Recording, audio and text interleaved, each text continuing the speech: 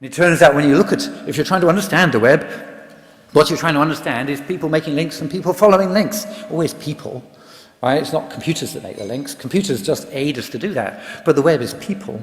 You have to understand the motivations of the people. And in fact, sometimes those are economic, but sometimes they're not. So sometimes you get these great altruistic movements running across. You get people, a movement of people just giving money to important causes. Okay, not driven by economy, but driven by other things. And I think that's rather important. But again, it happens and we don't have models about it. So web science is the name we've given to these things that we know that we ought to be doing and we shouldn't. Web science, some of us around this table have been talking about for the last 3 years. We've just launched the Web Science Trust, having had a Web Science Research Initiative, because we feel that the web is big. It's a huge system. It's a very complex system, and we depend on it. And we depend on brains, and we have cognitive science for brains. We depend on the weather system to a certain extent, and we have a whole meteorological systems with huge computer systems and masses of theory, which tries to move the ability of weather forecasters to predict beyond 2.5 days to 3.5 days, over the course of a decade or so. But we don't have the same thing for the web. Why don't we have, look around the shelves and you will not find very many tomes about web science, because when they were written, there wasn't a web. All right, so it's not, you have to forgive academia for not having done it up to this point. But now that we have said, look, it's important, you should do web science, there is now no excuse. Okay, because it's too important to everybody. So you've got to do it.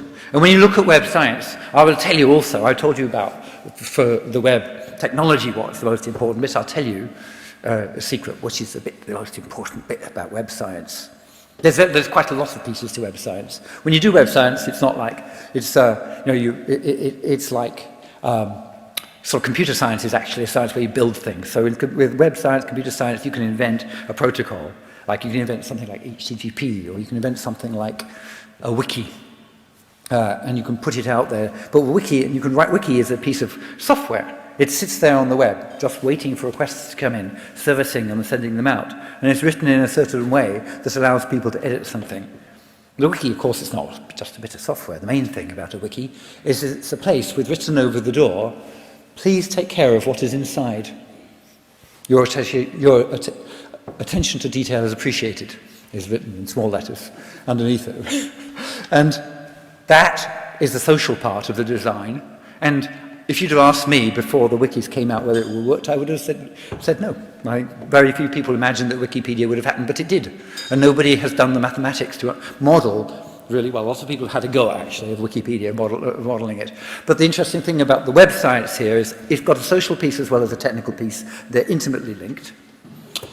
And then they produce a system, like somebody editing a web page, and then the result of that is that it produces something like Wikipedia. And then, of course, to decide, we analyze Wikipedia to try and figure out how it's working and whether it's good. We notice there are some issues with Wikipedia, that actually there are some people that mess it up, and there are some places where Wikipedia is actually blatantly wrong.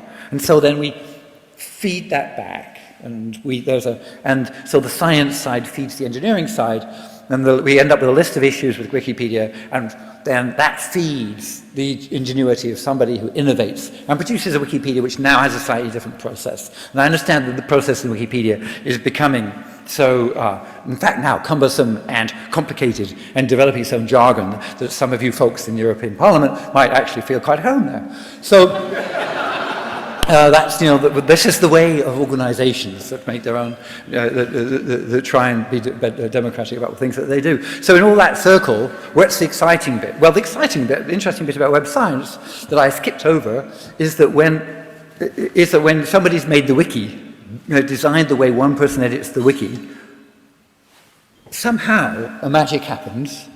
Magic being something, as I tell my kids, that we don't understand yet. So magic happens, and the Wikipedia emerges. HTTP and HTML and URIs were the design of how somebody makes a link and how somebody else follows a link. That in itself is not very exciting. What's interesting is that from that microscopic system, that microscopic protocol, way of interaction between two people, boom, it took off as the web.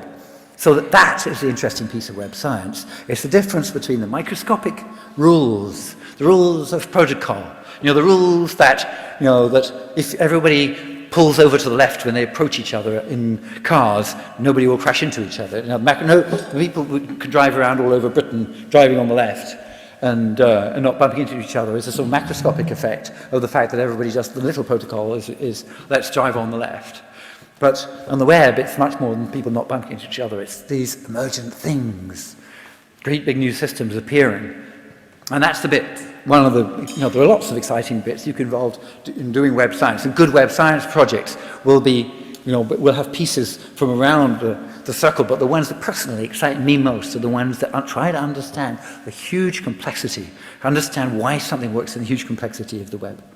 So, all the other pieces are important, but remember, it's a very multidisciplinary thing. So one of the difficulties has been getting people to be rewarded and getting people to be funded for something which is very multidisciplinary. Because when they've got the idea of a project which involves understanding the economics of it, understanding the psychology of it, understanding the mathematics and complexity of it, and understanding the computer science of the engineering of it, and they're stuck. Because they can't publish in either of those places, because none of those places, none of the editors of those journals really feel that it sounds like something friendly and that belongs at home with them. It looks a little bit weird, and it is weird, and the web is very, very weird, and that's why we need websites to understand it. So there's a third thing I was going to talk about, and that was the Web Foundation. So the Web Foundation is this thing which we've created because we realize that all the science we're doing and all the technology we're doing is aimed at the people who use the web. And that when you look at serving humanity, if you think that the web serving humanity is your goal, actually this means that 80% of the world you're excluding, because 80% of the world don't use the World Wide Web. It's not very surprising, actually, for you Eurocrats. The figure I heard is that in Europe, if you're only worrying about Europe, it's 30% of Europe don't. And 20% of Denmark, I heard. But actually in the world, it's 80% of the world don't use it. So you can imagine that that means that in the developing countries, obviously, there's a huge number of people who are not involved in this thing. And here we are getting all excited about how we are going to revolutionize the way education happens, and revolutionize the way government happens, and the way government interacts with consumers, and consumers interact with government. And everything will speed up, and everything will get cheaper. And democracy will take off and be much more efficient, and we'll have argumentation on the web instead of political debate on TV. And we will hold people accountable, and we will keep pointers to where things came from, and we will understand the provenance of information, and we will understand through metadata what the provenance of that data means and who wrote things, and so there will be accountability and reasonableness will reign. And as we do that, every time we add to our expectations for our new society that we're building in Europe,